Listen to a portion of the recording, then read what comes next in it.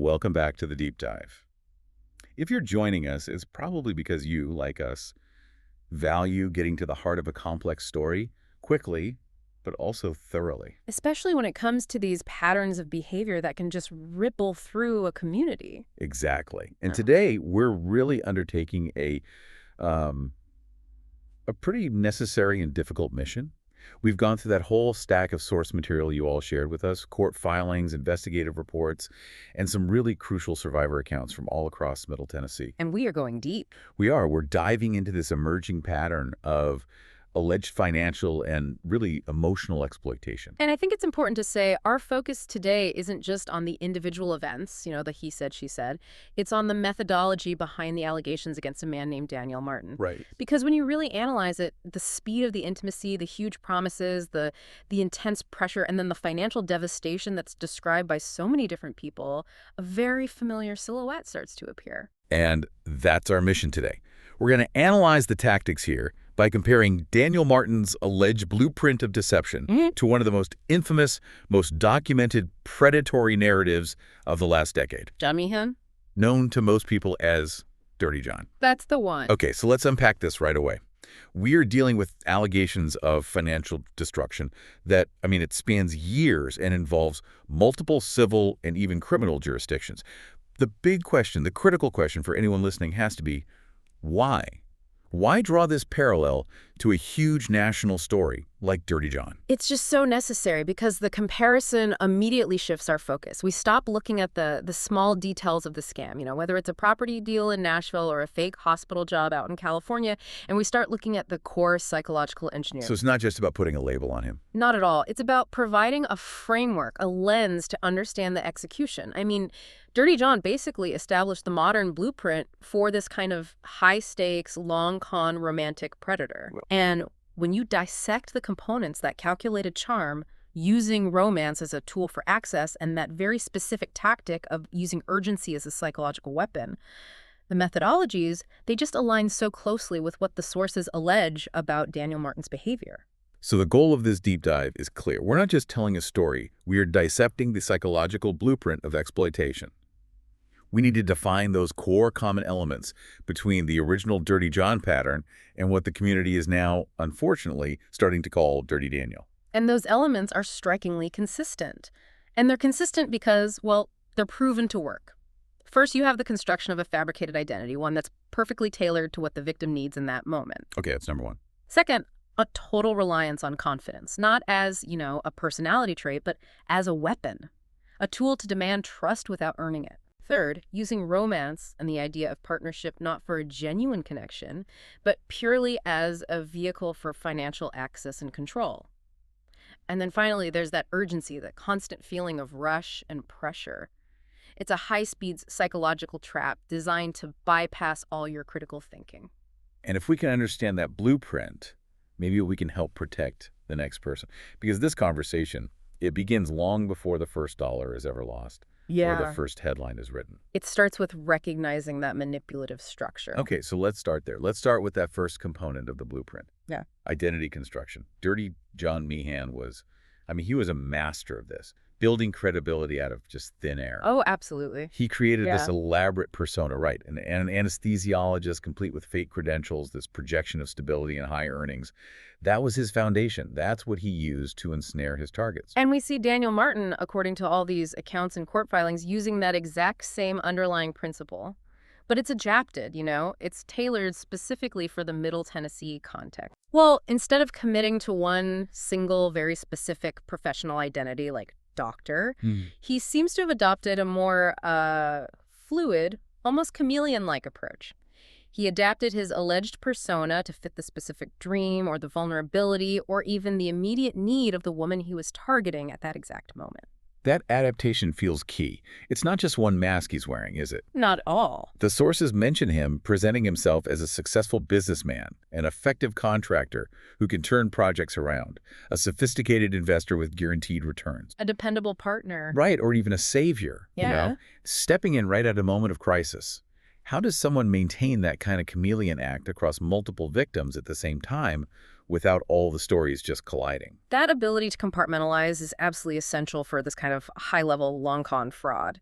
The identity is purely transactional. Meaning? Meaning if a woman had a property that needed renovating and refinancing, poof, he became the expert contractor and investor who could stabilize her entire financial life. If a young woman suddenly came into an inheritance, he became the established, mature business partner who would build a shared future with her. He wasn't selling himself as Daniel Martin. He was selling the perfect solution, custom-tailored to the narrative he knew the victim wanted to believe in. And that customization, I imagine, is what makes the deception feel so incredibly personal and real to them. Exactly. This brings us to a really critical sort of aha moment that I think defies what most people assume about who falls victim to these kinds of complex schemes. Yes, this is so important. The average person probably assumes that predators are out there looking for people who are overtly fragile or desperate or naive. But the source material we have suggests the complete opposite is true in these high-stakes, long-con situations. That is absolutely the central insight of this deep dive, and it's something you really have to grasp to understand how this works.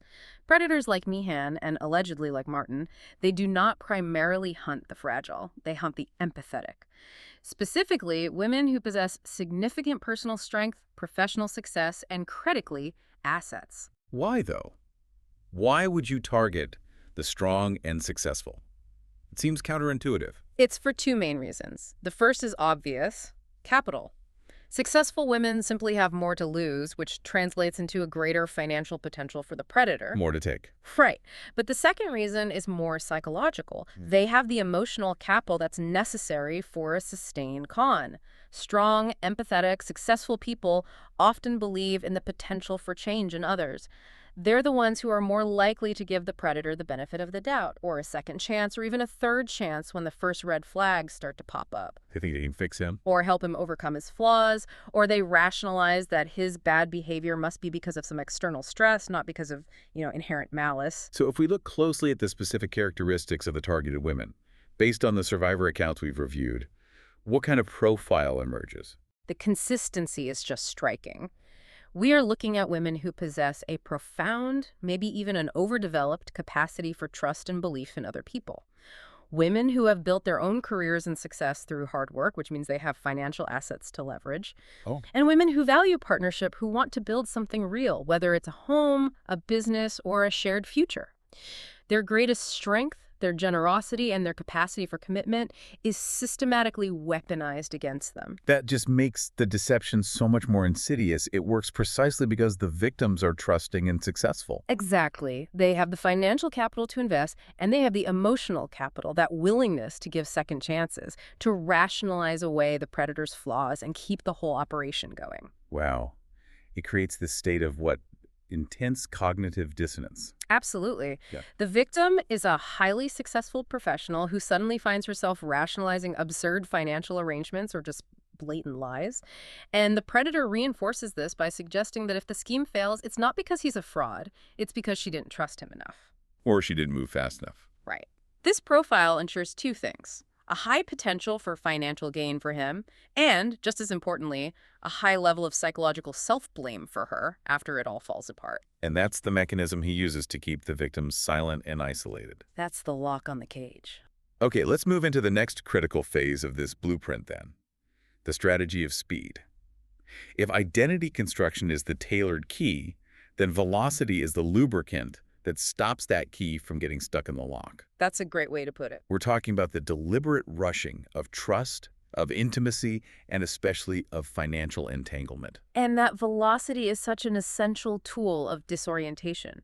When a relationship moves too fast, it generates this intense emotional high. It's often called love bombing, and that high effectively shields all the rational red flags from being recognized. You're so focused on the intensity of this amazing future that's being promised that you just miss the glaring issues in the present. Exactly. The present reality becomes invisible. Dirty John's playbook was classic for this. Intense love bombing, immediately followed by what they call future faking. You would rush the relationship into these promises of massive immediate stability, moving in together, marriage, shared finances, a whole life that just never existed outside of his own fabricated narrative. And the source material on Daniel Martin demonstrates the exact same urgent strategy.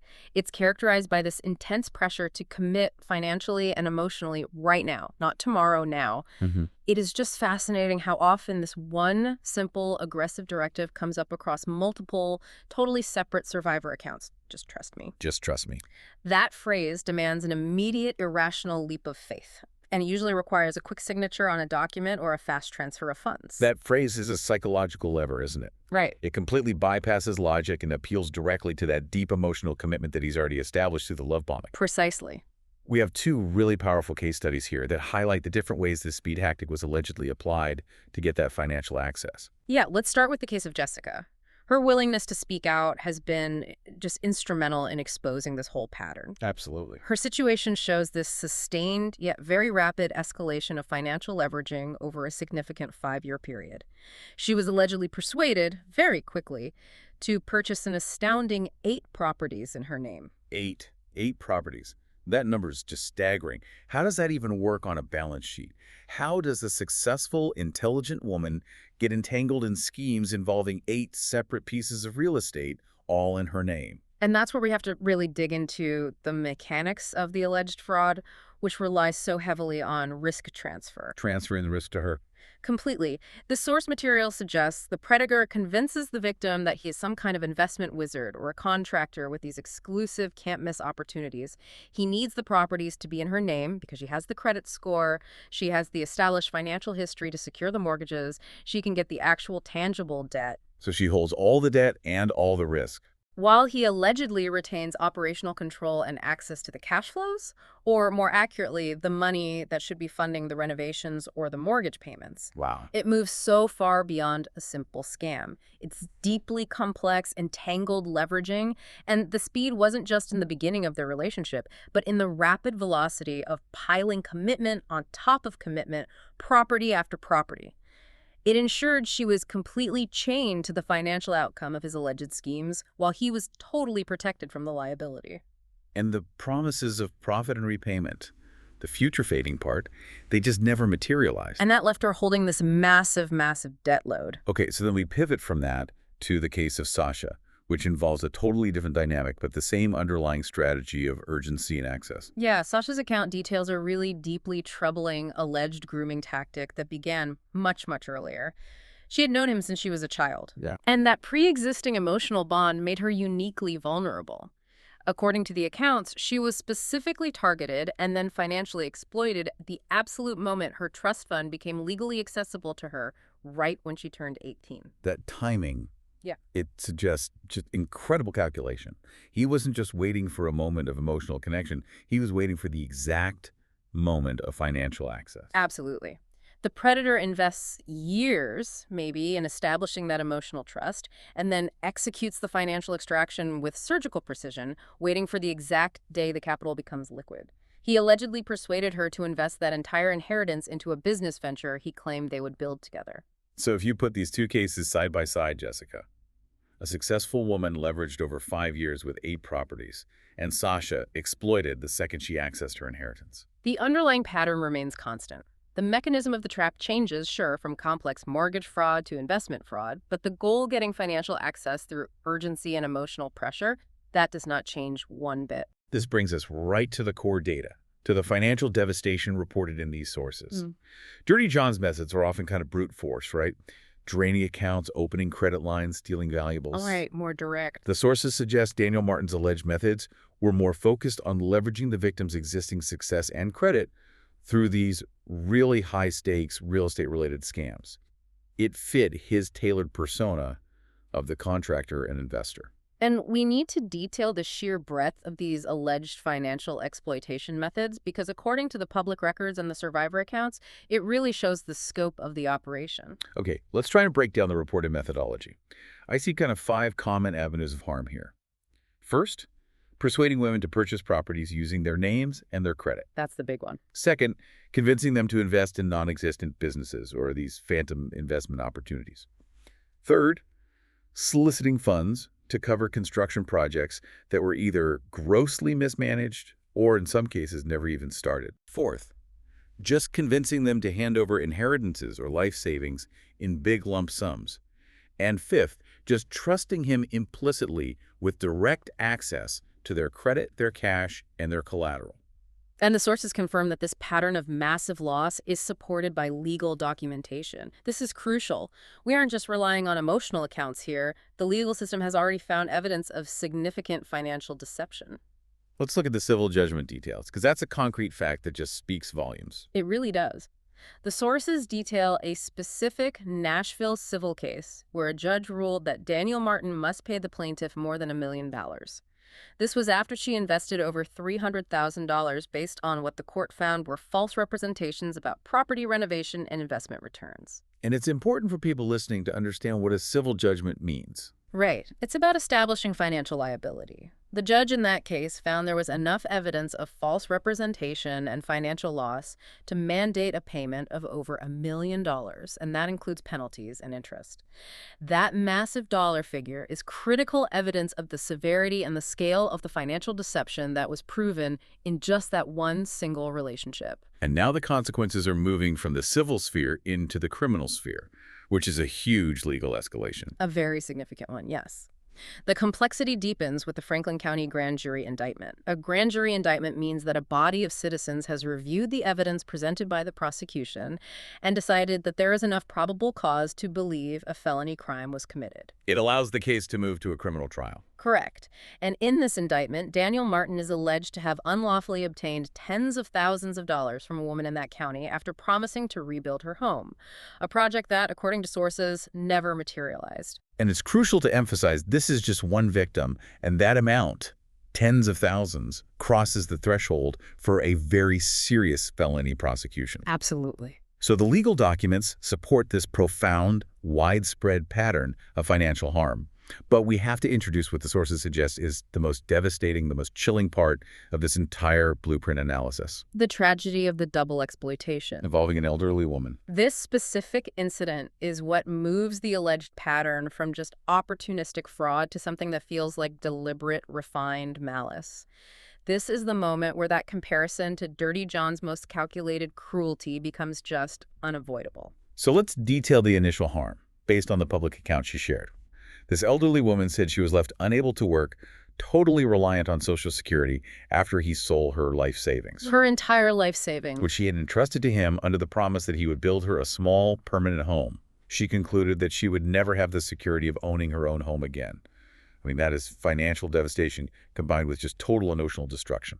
But the sources reveal a second, even darker chapter that illustrates the predator's sheer determination. According to other survivor accounts, Jessica, the woman with the 8 properties, upon discovering this elderly woman's heartbreaking situation, she intervened. What did she do? In an incredible act of compassion, Jessica gave the elderly woman her money back. She returned the life savings, providing this moment of recovery, a clean slate, and restoring her sense of security. And yet the predator came back. Yes. Daniel Martin allegedly approached the elderly woman again.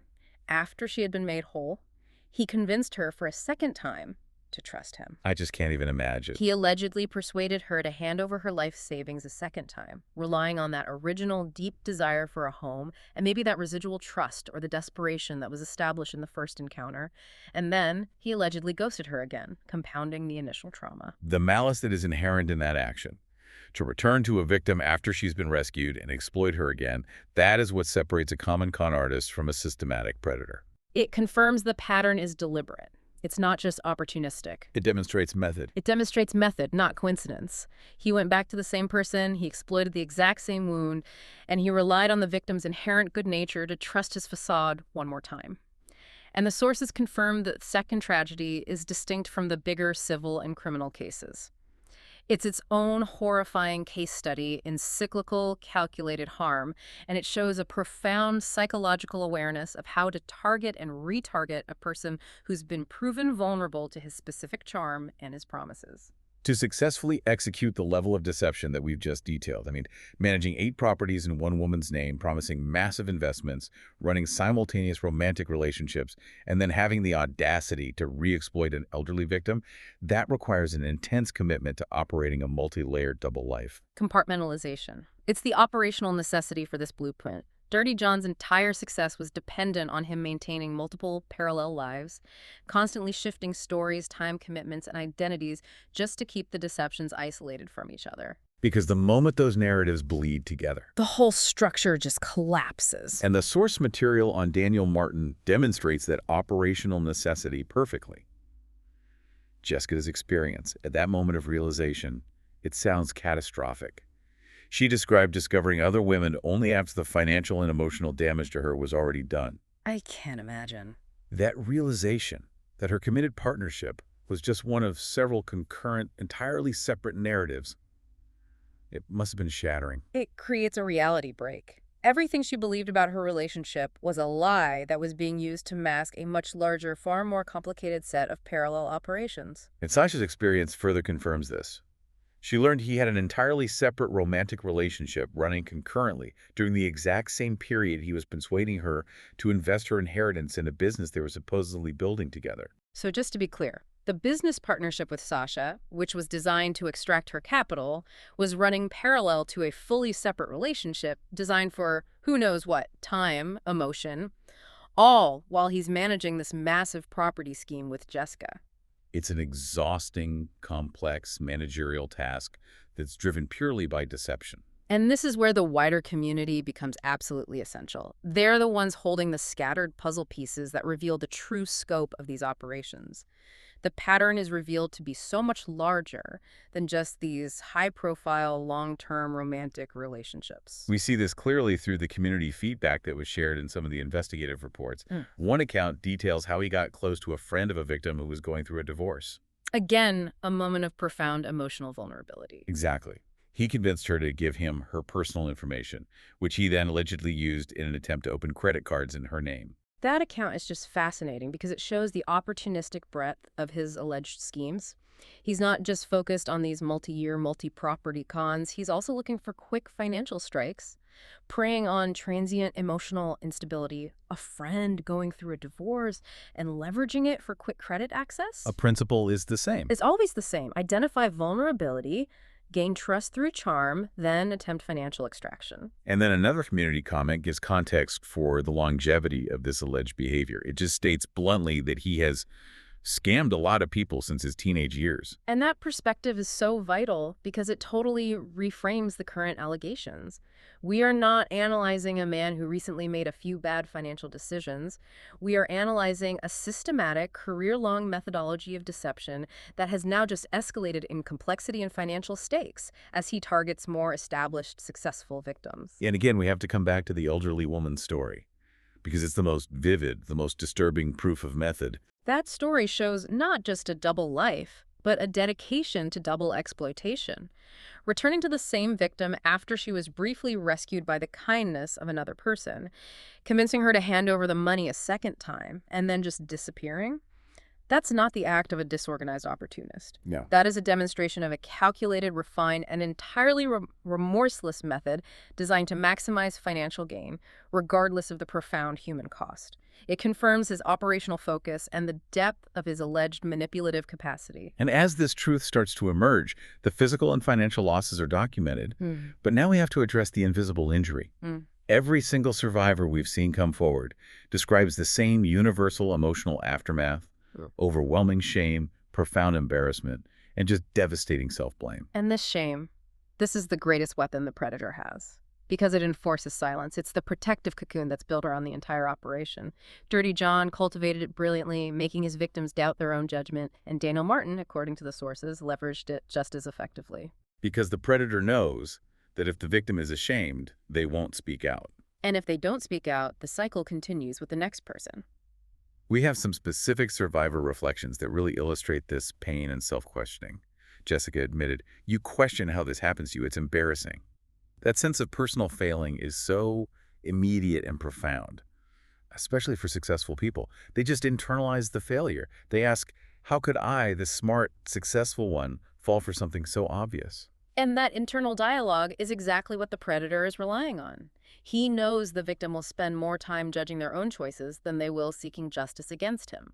And for Sasha, the sources show the shame was actually weaponized to ensure she wouldn't go to the police. She said she believes she couldn't pursue charges because he had successfully convinced their mutual contacts and maybe even her own family that she was crazy or emotionally unstable. So he preemptively neutralized her credibility. It's not enough for him to just take the money. No, he has to destroy their capacity for justice, too. It's about total control. The predator floods the environment with these narratives that paint the victim as unstable or unreliable or obsessive.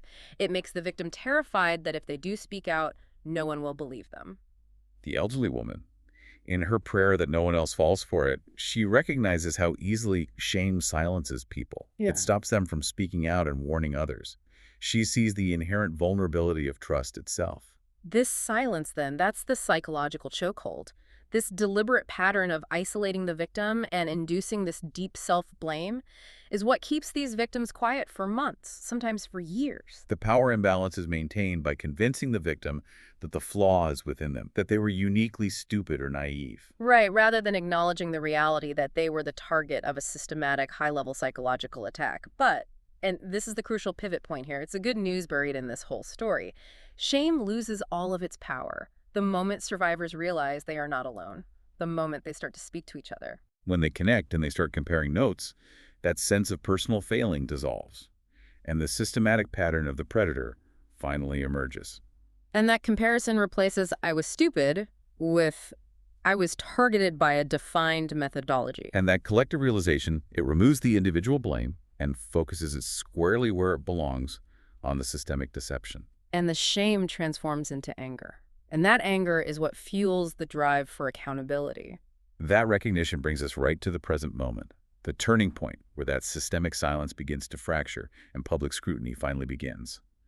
The sources report that WKRN News 2 aired a major segment outlining the publicly reported allegations, the existing civil judgments, and the current criminal indictments tied to Daniel Martin. And for the wider community, and certainly for any potential new targets, this media coverage served as an immediate and necessary wake-up call.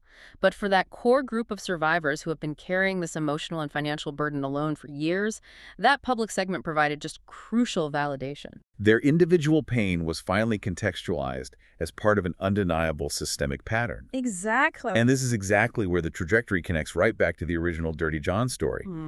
I mean, that narrative didn't just explode overnight. It built slowly, piece by piece, one courageous voice after another, until the collective testimony made the pattern absolutely undeniable in the public consciousness.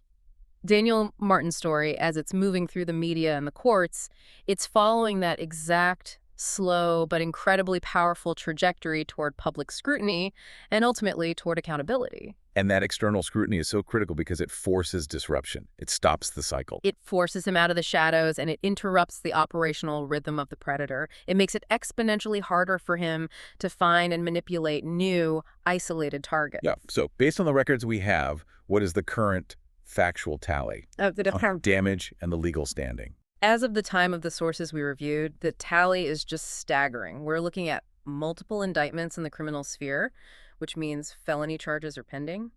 We have multiple civil lawsuits involving massive, significant financial losses, including that huge $1 million civil judgment. And it's not over. Not even close. Girl. Critically, additional legal actions are reportedly still in progress. This suggests the scope of what we know is likely still expanding as more women find the courage to come forward now that the narrative has been validated publicly. And here we are at the final troubling parallel to John Meehan. The sources indicate that Daniel Martin reportedly maintains a current romantic partner who appears unfazed by the public reporting. And that is the enduring trademark of this kind of predatory personality. They are masters of the facade. They rely so heavily on the victim's willingness to disbelieve the facts in favor of the emotional comfort of the relationship. Predators rely on disbelief. They rely on their highly practiced charm, and they rely on that assumption that he would never do that to me. That current relationship, if the sources are accurate, it highlights the extreme resilience of the predator's facade and the tremendous psychological difficulty in accepting the reality when you're entangled with someone capable of a pattern like this. Patterns don't lie. And crucially, they do not stop on their own. It is the strength of the women he targeted, which he clearly miscalculated, that is now dismantling that facade, brick by painful brick. The silence has been broken by a sequence of increasingly strong voices, all confirming the same story structure. I mean, just think about the timeline of courage involved in getting to this point. Jessica spoke first, and she had to absorb all of that initial shock and public skepticism.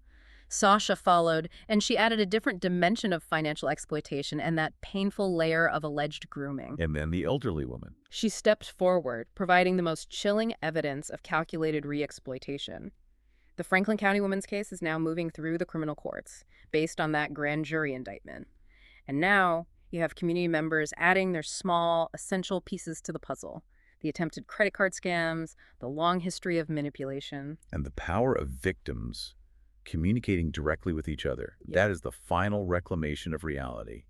The source material notes this incredible reality of victims connecting, comparing timelines, validating each other's memories, filling in the gaps of his double life, Rebuilding their confidence. and reclaiming their narratives together. And that collective action is what shifts the narrative power entirely. They move from being isolated, ashamed individuals who feel like failures to a unified front of people who were targeted by a single identifiable blueprint.